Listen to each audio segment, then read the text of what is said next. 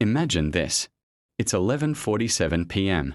You weren't planning to clean anything, but suddenly, you're reorganizing old drawers, wiping dust from shelves, rearranging books that haven't moved in years. Your room slowly becomes spotless, yet deep inside, something still feels messy. And the strange part?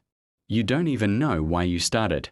Maybe you've done this after an argument, after bad news, during exam stress, or on one of those nights when life simply feels overwhelming. If that's you, then this video isn't really about cleaning. It's about what your mind is trying to tell you. Because sometimes, when people suddenly start cleaning everything, they're not cleaning their house. They're trying to clean their emotions. And honestly, once you understand the psychology behind this behavior, you may never look at your messy room or your sudden urge to organize the same way again. Imagine you wake up feeling anxious. You check your phone.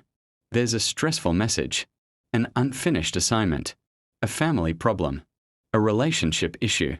Suddenly, without even thinking, you begin cleaning.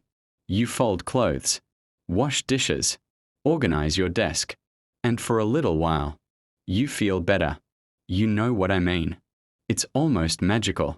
The anxiety becomes quieter. Your breathing slows. Your thoughts feel less chaotic. But why? Why do some people respond to emotional stress by scrubbing the kitchen floor at midnight? Like, seriously, why cleaning? Psychologists have noticed this pattern for decades. During periods of uncertainty, humans often seek control in small, manageable ways. And cleaning is one of the simplest forms of control available. When life feels unpredictable, your environment becomes something you can control. Your mind silently says, I can't solve everything, but I can organize this shelf. And sometimes, that's enough to create temporary relief. I've often wondered why cleaning feels so emotionally powerful. Why does wiping a table sometimes feel more calming than talking about our problems? Part of the answer lies inside a fascinating biological system called the HPA axis.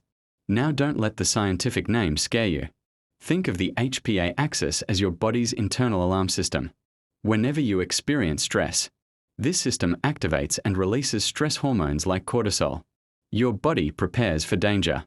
Heart rate increases. Thoughts race. You become hyperalert. Thousands of years ago, this response helped our ancestors survive predators and environmental threats. But modern stress is different. There's no tiger, no immediate enemy, just deadlines, social pressure, loneliness, uncertainty.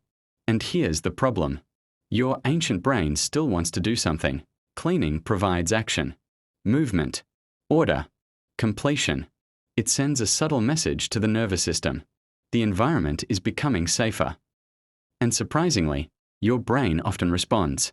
Research suggests that organized environments can reduce cognitive overload, the mental exhaustion caused by processing too much information at once. A cluttered room constantly sends visual signals to your brain. Every pile of clothes, every unfinished task, every scattered object. They're tiny reminders whispering, you still have things to do. No wonder some people feel immediate relief after cleaning. The external world finally matches the internal desire for peace. There's another psychological concept called cognitive dissonance. This happens when our inner, emotional state conflicts with how we believe things should be. For example, you want to feel calm, but inside, you feel anxious. That contradiction creates discomfort. Cleaning becomes a way to restore harmony. If the mind feels chaotic, at least the room doesn't have to.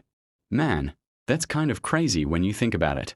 From an evolutionary perspective, this behavior makes a lot of sense.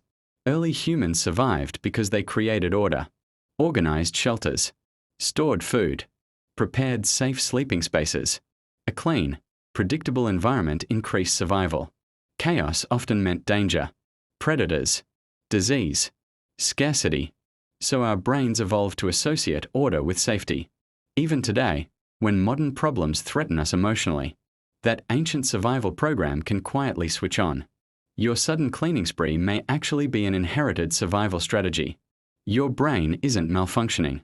It's doing exactly what it was designed to do. just in a world that looks very different. But here's the perspective most people never consider. Sometimes, excessive cleaning isn't really about cleanliness at all. It's about avoidance. Come on, dude. We've all done this. You have an uncomfortable conversation to make, an important decision, a painful emotion, and suddenly, cleaning the entire house feels incredibly urgent. Why? Because cleaning offers immediate progress. Emotional problems usually don't. Scrubbing a sink gives visible results. Healing grief doesn't. Organizing books feels productive. Processing heartbreak doesn't. And that's where the dark side appears. Cleaning can become emotional camouflage, a socially acceptable way to avoid difficult feelings. The room gets cleaner, but the pain remains untouched.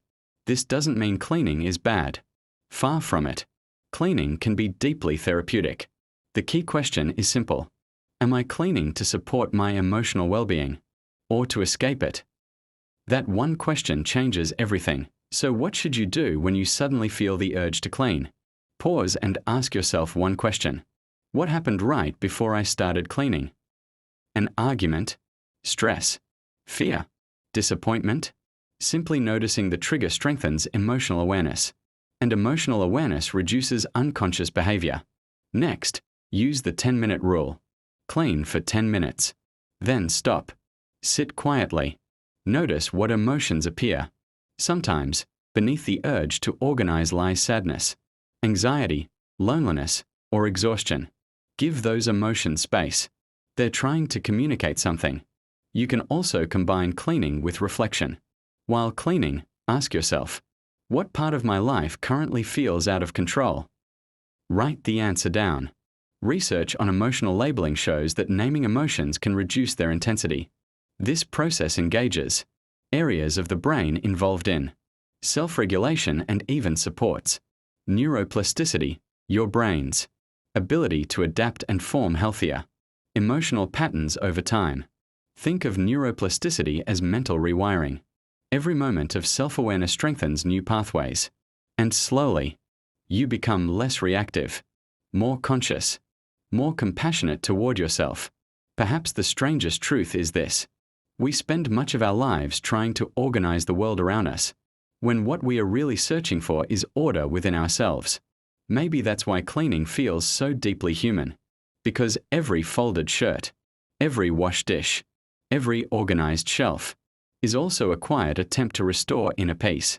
So the next time you suddenly start cleaning everything, don't just ask, why is my room messy? Ask, what inside me is asking to be understood? And maybe, just maybe, that's where the real healing begins. If this resonated with you, share your experience in the comments. Have you ever cleaned intensely during stress or emotional moments? You might be surprised how many people have lived the exact same experience. And sometimes, understanding ourselves begins when we realize we are not alone.